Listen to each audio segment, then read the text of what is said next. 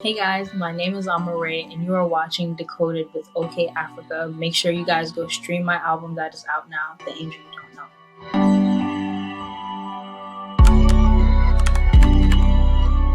Know. For me, I think I'm most influenced musically by my time spent in Atlanta on both occasions. When I grew up there as a kid from like 8 to 12, I heard a lot of like southern rap music, Lil Jon and the East Side Boys, Crime Mob Crew, Lil Flip, T.I.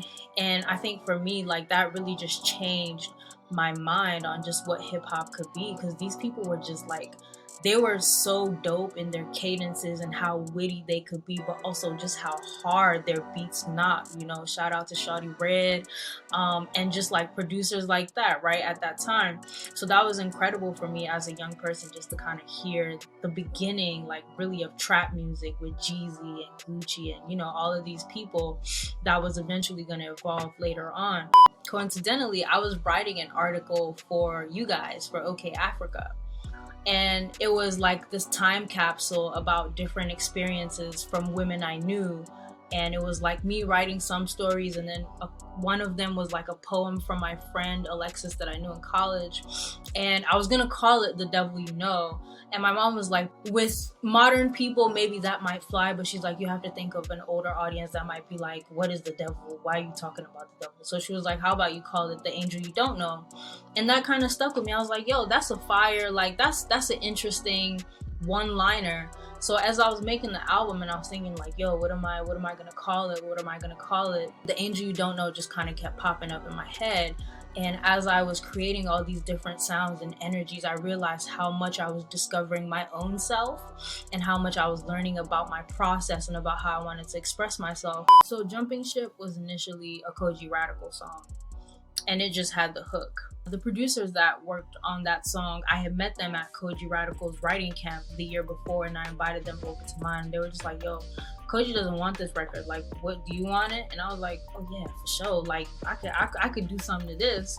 So I did the records and I sent it back to him. I was like, yo, I have the song for my album. Like, you should hop on it as well.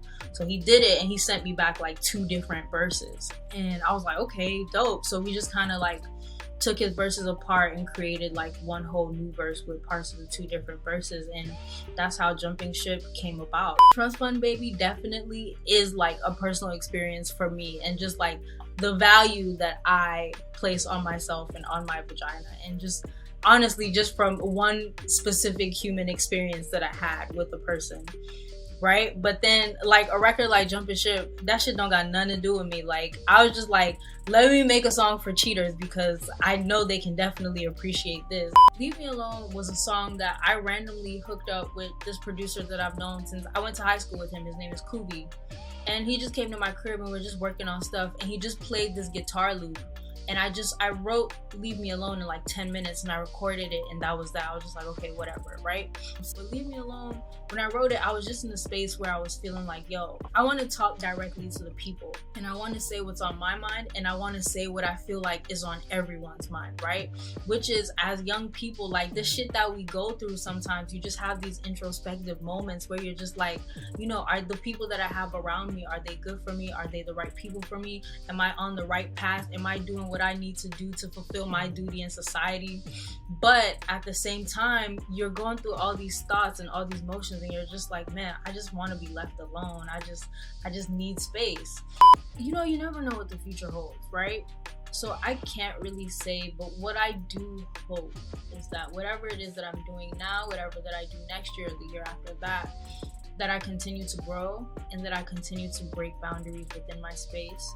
Eventually, I just want to have achieved so much and have so much of an influence on a platform that I could toss the baton to other young women that are coming up in the game, and give them an option not to have to be the archetypal female African artist, and give them an opportunity to just expand all of their possibilities and explore all the different genres, and still be successful and get this money, and also influence more that'll come after them.